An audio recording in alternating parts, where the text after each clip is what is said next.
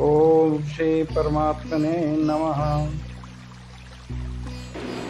मित्रों नमस्कार, मैं हरिवंश पांडे आप सभी का गीता सत्संग चैनल पर स्वागत करता हूँ। आज का विषय है शरीर को छोड़कर जाते हुए को कौन देखता है।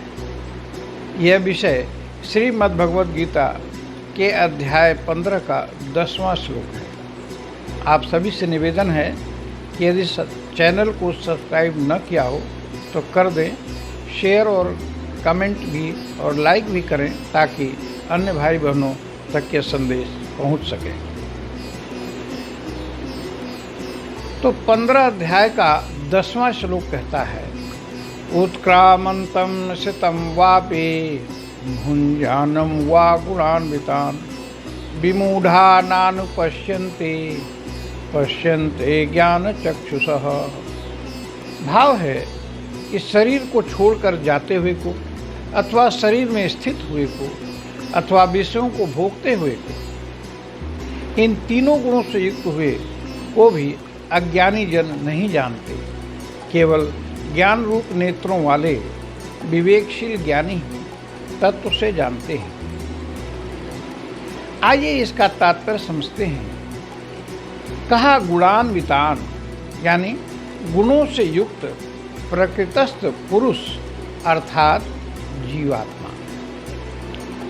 यह जीवात्मा शरीर छोड़कर जाता है, शरीर में स्थित रहता है और यही विषयों का उपभोग भी करता है।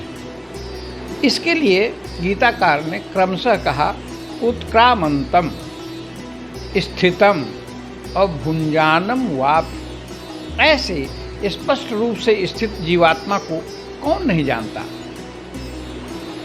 इस पर कहते हैं विमूढ़ा नानुपश्यन्ति, मूढ़ जन नहीं समझते, नहीं देखते। तो फिर इसे कौन जानता है।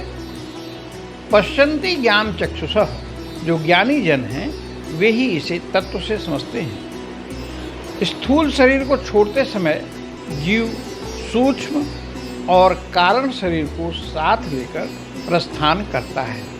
इसी क्रिया के लिए उत्क्रामंतम आया है।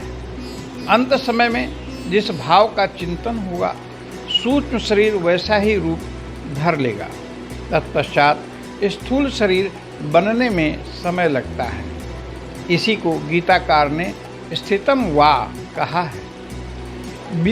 विषयों को भोगता है बड़ी सावधानी से, फिर भी विषयों को भोगना कोई बुद्धिमानी नहीं है। गीताकार की दृष्टि में इसे मूढ़ता ही कहा गया है, क्योंकि यह क्रिया मृत्यु के बाद नरकों में ले जाती है। इसे ही अपि भुंजानम वा आया है। इस पर विचार करें तो परमात्मा, जीवात्मा और संसार, ये तीन चीज़ें ही हैं जिस पर आध्यात्म चिंतन चलता है। इसे यूँ समझें कि जब जीवात्मा का संयोग परमात्मा से होता है तो उसे शाश्वत आनंद की प्राप्ति होती है जो कभी खत्म नहीं होता। पर जब जीवात्मा संसार के अनुगत हो जाता है तब अस्थायी सुख और अंततः दुख ही मिलता है।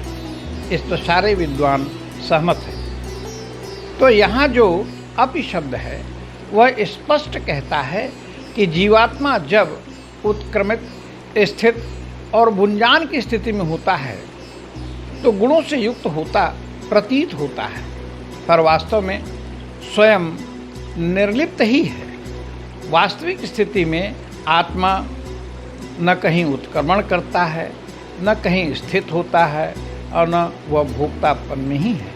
वास्तव में आत्मा का गुणों से संबंध तो है ही नहीं, भूल से ही इसने अपना संबंध बना रखा है। इसी भूल के कारण इसे विभिन्न योनियों में भ्रमण करना पड़ता है। तो निष्कर्ष ये हुआ कि जब तक मनुष्य का प्रकृति से संबंध रहता है तब तक गुणों से युक्त होकर कर्म करता है। चेतन होकर जड़ की परतंत्रता स्वीकार करना व्यभिचार दोष है। और भी यदि गुणों से निवृत्त हो गए और उस स्वतंत्रता का रस लेने लगे तो भी व्यभिचार दोष हो जाएगा। तो रस भी न लें तो व्यभिचार दोष खत्म हो जाता है।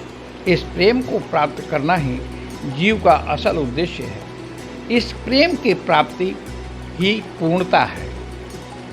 गीता के अध्याय 6 के 47वें श्लोक में ऐसे योगियों को सर्वश्रेष्ठ कहा गया है। हम अपनी वाणी को यहीं विश्राम देते हैं और भगवान का नाम लेते हैं।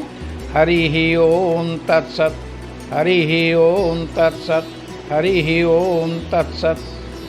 Thank you.